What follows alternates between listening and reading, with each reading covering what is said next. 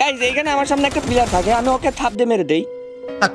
পরবর্তী বুঝতে পারি প্লেয়ারটা আমাকে হ্যাকার মনে করে, বাট আমি কিন্তু হ্যাকার না। এখানে যাইতে না যাইতে দেখে আমার বাম পাশে একটা দেখতে পাই একটা প্রতিবন্ধী প্লেয়ার, ওকে দেখে আমার এরকম মনে হলো আর কি। আমি কোনো কিছু না ভেবে তাড়াতাড়ি ওকে একটা ঠাপ দিয়ে মেরে দেই, মানে কিল করে নেই। পরবর্তী এখানে আলট্রা প্রো ম্যাক্স ক্যারেক্টারটা আমি চালু করে দেই। চালু করে সামনে যেতেই দেখি আমার সামনে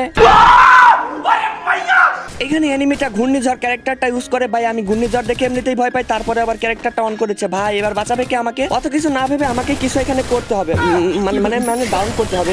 পরবর্তীতে আমি ওকে ডাউনটাই করে দিলাম। ডাউন করার পর তাড়াতাড়ি ওকে আমি এখানে ক্লিয়ারটা দিয়ে নেব। ক্লিয়ার দেওয়ার পরে আমাকে এখানে মার্কেটে আসতে হয়। মার্কেটে এসে আমার জামা কাপড় কিনতে হয়, কারণ জামা কাপড়টা অনেকটা ডাউন হয়ে যায়। এখানে মার্কেট করতে এসেও শান্তি নাই। পরবর্তী দেখতে পাই এনিমিটা দেওয়াল ফুটো করে আমাকে মারছে। ভাই কেমনে? এখানে দেখতে দেখতে আমি বিলাইটার মতো অবাক হয়ে যাই, কি তুই কি করে? ও ভাই কি করলো? এখানে কি হয়ে গেল আমি কিছুই বুঝতে পারলাম না। তার মানে প্লেয়ারটা আসলে পুরো প্লেয়ার।